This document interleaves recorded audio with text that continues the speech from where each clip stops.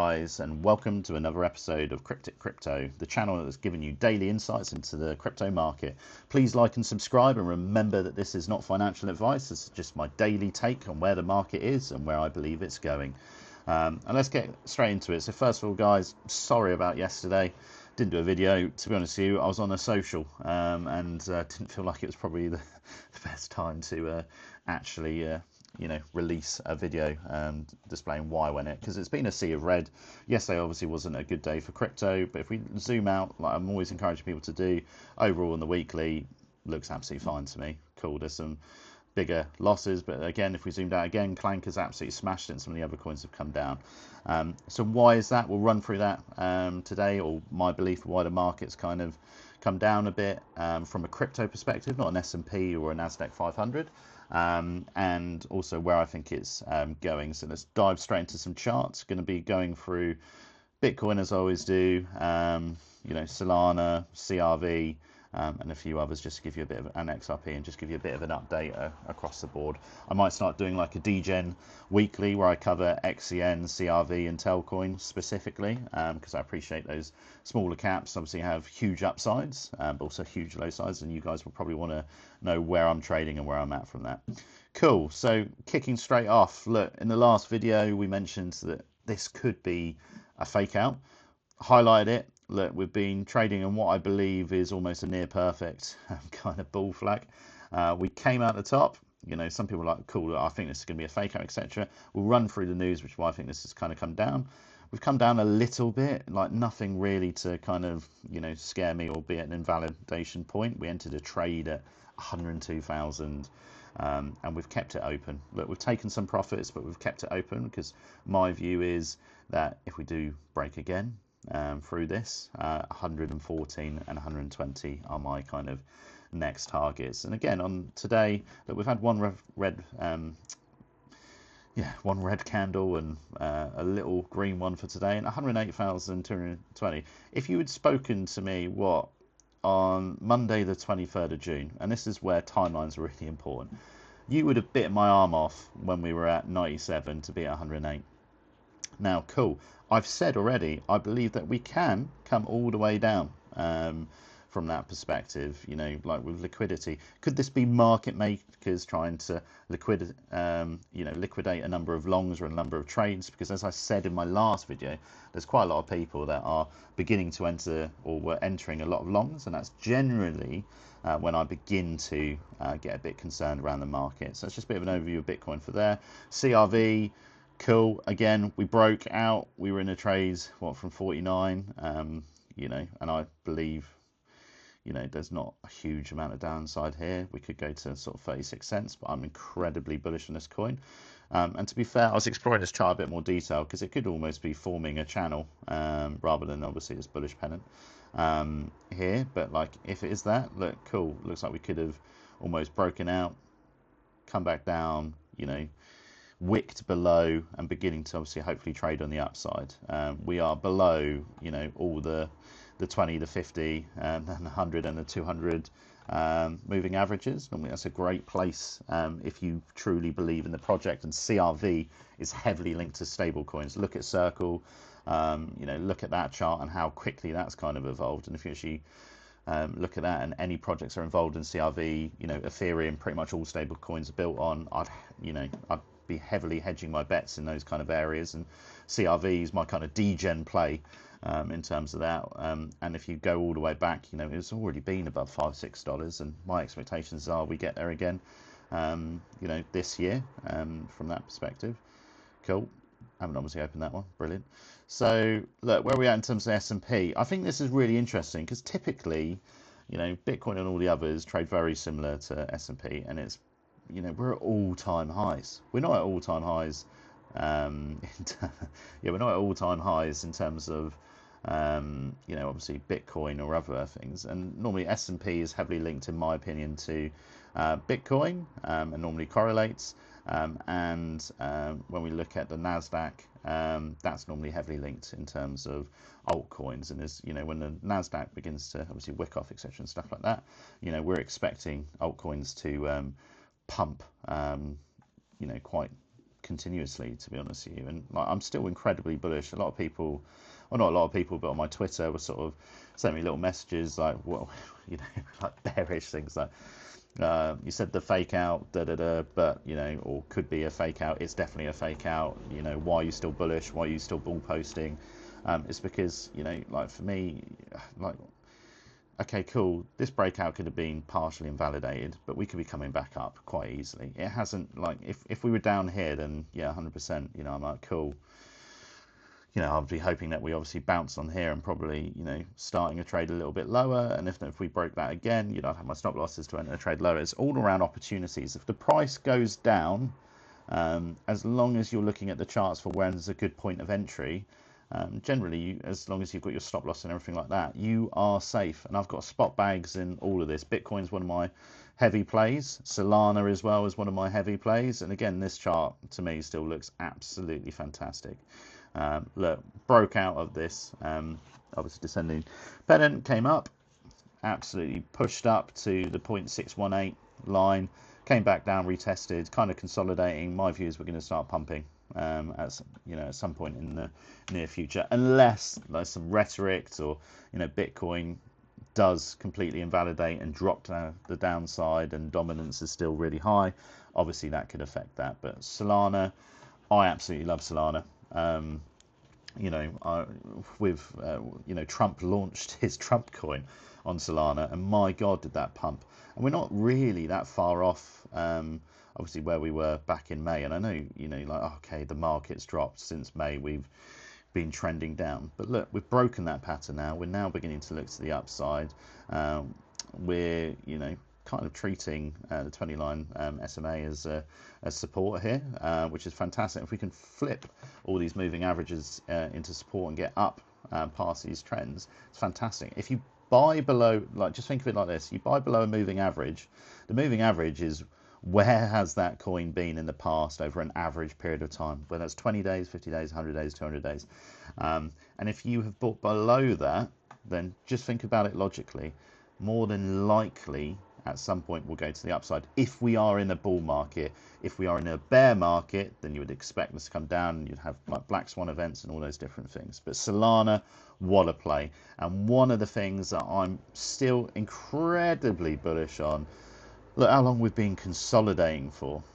It's crazy, to be honest with you. And if you zoomed all, you know, if I did this in, well, let's do this in, you know, even 3 months. Maybe 3 months is too much. If we did it in monthlies, I think that'll give you quite a clear picture. You know, look at that. Like I can draw a, you know, just a horizontal line. Let's say where from, say roughly there. Cool. For all that period, we've been trading below here. This kind of looks like a bull flag. Looks like we're consolidating, but above where we've been since 2019. You know, like since the SEC investigation, since XRP. I remember when it was taken off all the exchanges where they weren't going to let you hold it and all those different things. And, you know, I think like so many people took it off their exchanges. You couldn't trade it. It was mental, right? Look at where we are now. Do you know what I mean? Yeah, we've wicked below it a few times, but on the monthly, to me, this looks incredibly bullish for me. And like, there's a huge amount of upsides. Now, some people are talking about $1,000 for a single XRP. I mean, I'm not in that ilk. I mean, to be honest with you, $8 to $10, or even $7 to $10, you know, this year, I'll be incredibly keen on. I mean, some people though, they put, what happens is when we go for a season and all these coins begin to pump, what happens is everyone's like, I'm holding on, I'm holding on, I'm holding on. What happens is we dip, we dip down, and people are like, oh cool, I better keep buying. So just keep buying here, buying here, buying here, and then we go flood all the way to the downside after that because they've held on at the very top. They're like, cool, sweet, we're up here, you know, we're at $8, $10, $12, whatever it might be, and you're never going to perfectly time the top. But one thing I can tell you is if you hold on throughout, because I've done it in the past, you will lose. You will lose big time, because you don't want to be the one caught holding your bags when you go for it, unless you're talking about 10, 15 years down the line and you want to do nothing with it. Then yeah, just keep it in cold storage. You don't need to watch my videos, because you know what you're doing. And again, for some of you guys, I know he's posted a couple of times, people are lazy. Oh, to be fair, it's the same chart, right? Where did I get that idea? Like Credible Crypto, like follow him. He's completely concurrent with what I've just stated. You know, starting a launch off of like 50 cents. XRP is going on its 8th month of consolidation above a prior high. The longer you consolidate, the bigger the move, right? And that's what we want. You are not bullish enough. I concur. And I don't mind if prices come down a little bit, to be honest. That's an opportunity for me to buy, but that's down to you, and where you're willing to obviously put your risks. Again, Connor Kenny, if you don't know, get to know. Absolutely love this geezer. In terms of like the videos that he's producing are awesome. In the last 24 hours, he saw 179.94 million in liquidations. The largest single wipeout was a 2.8 million Bitcoin trade on Binance. Jesus, I mean, if you got that much trade with that much, 40x, if you're doing a James Wynn or even 10x, you should look. When I'm showing you the trades that I'm doing, which we'll run through obviously on a weekly basis, in terms of on KuCoin for getting 500 to 5,000. To be honest with you, I'm trading with pretty much all of the cash. When normally you want to be trading with what, between 2 and 5% of your total equity for each trade. So if this person's trading with 2.8 million, they've got a lot of money. But we went through the chart the other day. There's lots of people that are beginning to pile on longs. Market makers out there won't want that. They won't want you to leave with your money intact. They want the overall majority to lose. It's the great casino, right? But if you're doing these sort of things, just simple TA can really help you in terms of. And that's why I'm always trying to show you guys on here. Ancient Well. Isn't done yet. Another 50,000 Bitcoin from 2011 moved after a 3 billion transfer. I think this has genuinely scared the market, because a lot of people are like, Jesus, these wells are beginning to wake up. This person at the time of the well transferred 30,000 Bitcoin, valued at more than 3 billion, and drove it forward. I think the trade when he actually originally bought it was worth like $10,000, or like $10,000 back in 2011. 3 billion today. How crazy is that? That's mental.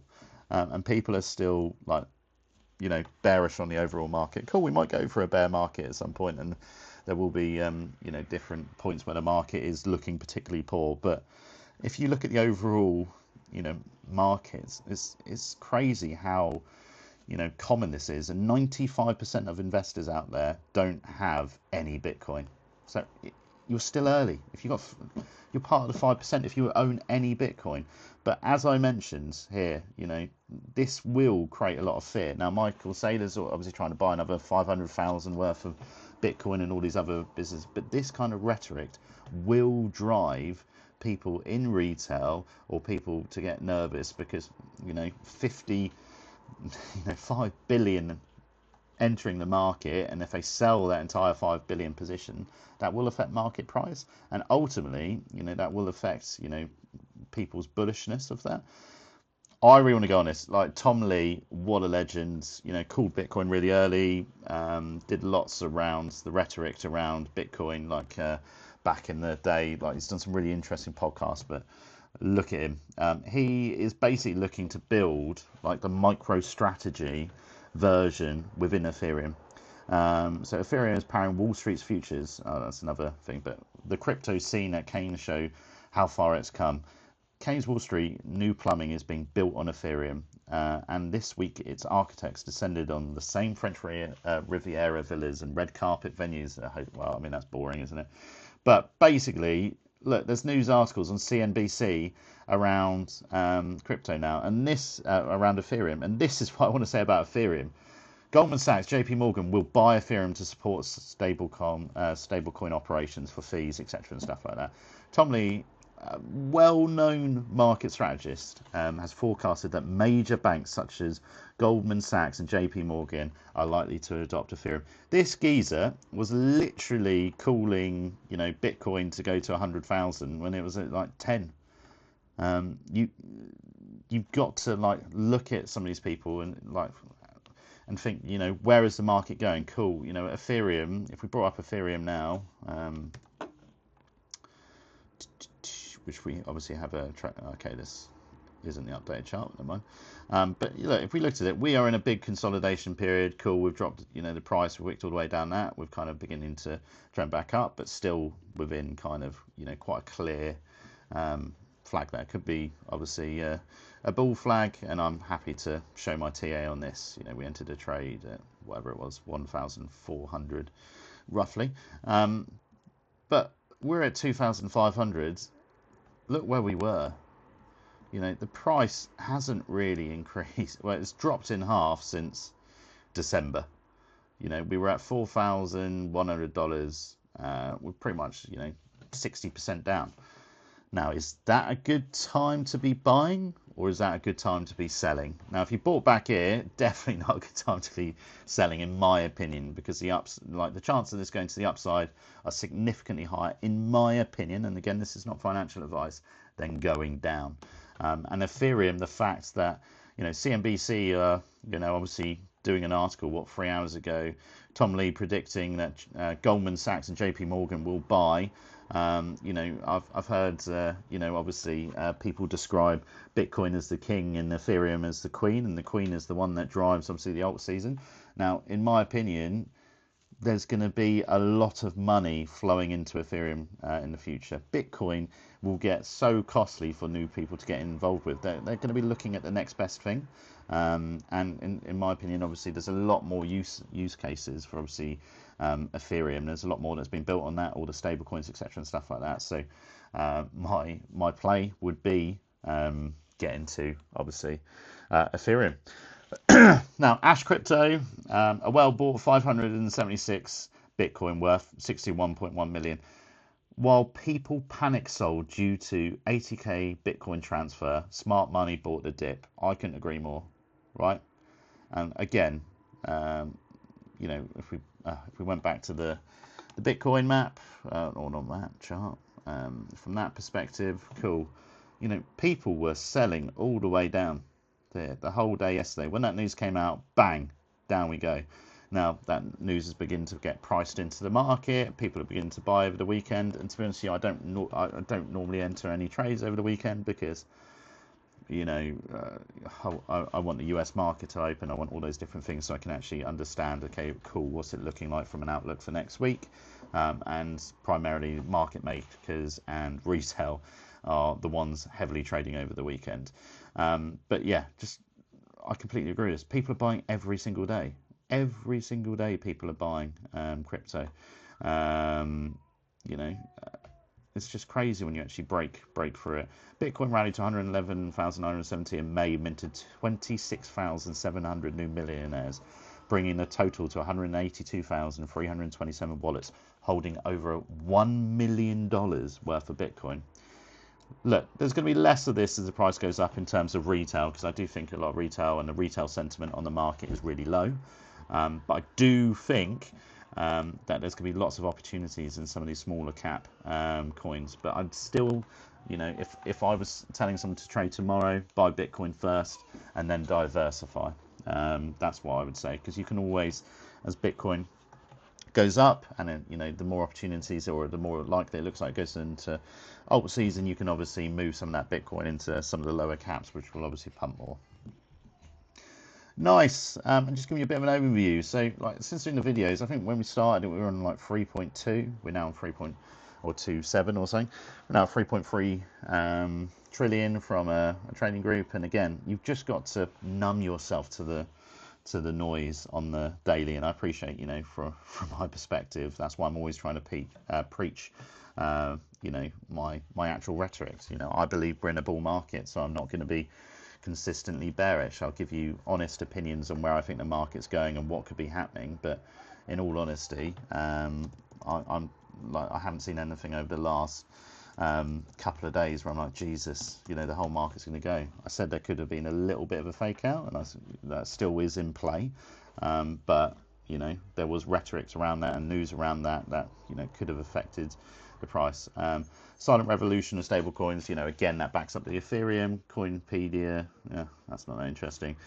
Some of this, obviously, it's a bit of FUD, to be fair. Crypto traders on Sweden expand laws to seize digital assets. I mean, like, I don't think Sweden's exactly the capital of the crypto world, but that's the kind of FUD that you need to, you know, ignore, really, to be honest with you. If it was the US, the UK, or, you know, some quite heavy hitters within the crypto space, and I'd understand that, or the West, or you know, some other parts that are quite heavily involved in trading, or if El Salvador said they were stopping to buy Bitcoin, then yeah, maybe, you know, have a little read of the article. But generally speaking, you know, do some basic TA, like and subscribe, follow, look at some of the Twitter, follow some of the guys that I've mentioned, and yeah, that's my update for today. But anyway, guys, peace, have a lovely weekend.